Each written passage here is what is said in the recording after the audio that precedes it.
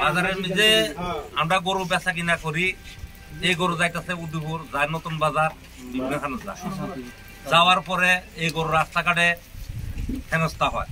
কেউ গাড়ি আটকায় লুয়ে দেখা গুছালা, পুলিশে আটকায়, এই ধরনের সমস্যা ব্যাপারী বাজার আইতে চায় না। আমরা কার কাছে বেচো? কেটা করে এটা প্রশাসন করে নাকি? প্রশাসন না, তাহলে পাবলিক অনকে বা কারাইতে তো ছিল রাস্তাতে গরু আটকায়, কোন পাবলিক তারাই অভিযোগ করতেছে আমরা কাছে। আমরা আইয়া কি করুন গরু কিনা গরু লয়ে দেখা রাস্তার থেকে গোসালার থেকে এখানে না গেছে। আমরা তো বাইরে কিনা নে এরপর টাকা দিতে পারে না, তারা গরু লয়ে দেখা। তাহলে এইভাবে আমরা ব্যবসায়ীরা কত মাইর খাবো। তার জন্যই ব্যবসায়ী আমরা সিদ্ধান্ত নিয়েছি তারা রাস্তাঘাটে হেরস্তা বন্ধ করতে হবে প্রশাসন, যাতে এই ধরনের না হয়। তাহলে আমরা বাজার সবাই বেচা কিনে চলবো। আর না এইভাবে যদি তারা অত্যাচার করে তাহলে আমরা বেচা কিনি করতাম না, কিনতাম না, বেচতাম না। আমরা বাজার খোলা থাকা মানে আপনারা ব্যবসায়িকরা কি মানে আইনহীনতায় ভুগতেছেন? মানে এটাই এই জিনিসটা আমরা কাছে পাবলিকও ইয়ে যাতে। আপনার নামটা? চন্দন বিশ্বাস।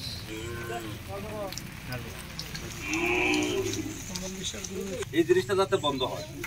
সাধারণ মানুষে গরু বেচবো, আমরা এনে বাজার তুলি বেশি, আমরা থেকে তারা পাখি সে কিনে নিয়ন করে। এই গরু দেখা যায় মহারাজ থেকে এখান থেকে লুয়ে থাকা, পুলিশ নেগা, পাবলিক নেগা, তখন ব্যাপারেও রাস্তার সময়ের কেটে। এই জিনিসটা যাতে বন্ধ হয়, এটি আমরা মত। আমরা কোনো বাজার বন্ধ করতাম না, এই জিনিসটা বন্ধ করবার লেগে আমরা প্রশাসনের কাছে দ্বারস্থ। আমরা ব্যবসায়ী আজকে আমরা এই বাজারে ব্যবসায়িক যারা আছি, আমরা অমরপুর ডালাক বাজার বদ্ধ বাজার বন্ধ করার ক্ষমতা আমরা নাই। আমরা ব্যবসায়িক যারা আছি তারাই আমরা আপাতত অনির্দিষ্টকাল লেগে আমরা বদ্ধ রাখতেছি। কারণ হচ্ছে বেচা কিনি। আমরা যদি এখন অমরপুর বাইরের থেকে আগে দাম যদি নতুন বাজার ব্যবসায়িকরা আইয়ে তারা যদি আইয়া গরু এখানে যদি না কিনি, তাহলে আমরা বেচা কিনে আমরা কার কাছে পেলাম? আমরা অমরপুর এমন কোনো ঝামেলা নাই। আমরা এটাও আমরা করি না যে আমরা এখানে ঝামেলা। কারণ হচ্ছে অমরপুর টিকা চাইতে যেরকম মহারানী পাবলিকে ধরে, পুলিশে ধরে, তারা একটা হেনস্থা করে। এখন জামজুরির কোনো ব্যবসায়িক আমাদের অমরপুরে আইতে রাজি না, কারণ যাতে তারা রাস্তাতে মানে তারা গাড়ি ভাইলে গাড়ি ঢুকে নিয়ে গোসলা দিয়া লায়। অনেক সময় দেখা গেল কিছুদিন আগে আমার ওই এক বাগিনা 8টা গরু লয়ে যাওয়ার পথে মহারান থেকে ধৈরা আগে গোসলা দিয়ে দিছে। কিন্তু আমরা এই প্রতিবাদে আমরা ব্যবসায়িক যারা আছি, আমরা বেচা কিনে আমরা করতাম না। তাহলে কথা আমরা বদ্ধ করি না, যে বদ্ধ করার ক্ষমতা আমরা নাই। আর অমরপুরে আমরা এমন কোনো জামানা নাই। আমরা জামানা হইলো আমরা যারা বেচা কিনি করিলাম রাস্তাঘাটে লয়ে যাওয়ার সময় এটা হচ্ছে জামানা সৃষ্টি হয়। এটাও আমরা দৃষ্টি আকর্ষণ করা রাজ্য সরকার এবং প্রশাসনের কাছে, সামনের দিকে যাতে এই চলাচলটা যাতে নিরাপদ হয়, এই কারণে আজকে আমরা ব্যবসা যারা করি আমরা বয়কট।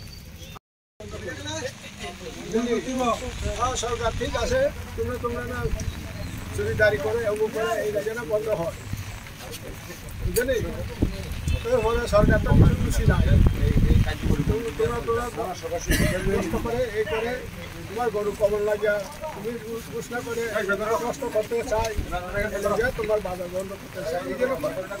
তো বিএসএফ লয়ে গেছে, এটা হোক জানি ব্যাপারীকে আমি পয়সা দিই। এই কথা না কোনো দিন বিএসএফ দপ্তর না করে। তো আরও গাড়ি ঘুরে লয়ে যায়, এটা কি কোন জায়গাতে পাল্টে লয়ে যায় এটা জানে না। পুলিশ জায়গা দপ্তরে কিছু করা যায় না, শাসন করে না বলে বসে বলে দেখো বাজার রক্তক লাগে পদক লাগে, ব্যাপারী পদক খাইয়ে ওষুধ কমানো বাঙে কোনো সরকার কোনো মুখা খাইয়া সরকার বা বাজার কোনো খাইয়া বলে জাগাত লাং থাকবে মোসৌ বিএসএফ লাং থাকবে আনি পর্যন্ত আনি মোসৌ গাড়ি পর্যন্ত শিব মন্দির গাড়ি লাং থাকা সরকার তো গুন্ডা পাতি গোসরা লোক লাং থাকবে আছে আওয়াজ খাইলে সরকার ক্ষতিগ্রস্ত হাইলে মানে পালিয়া যত মাঝে মধ্যে খাইলা বন্ধ খাইলা নিম্বু মুখে আর আমবাই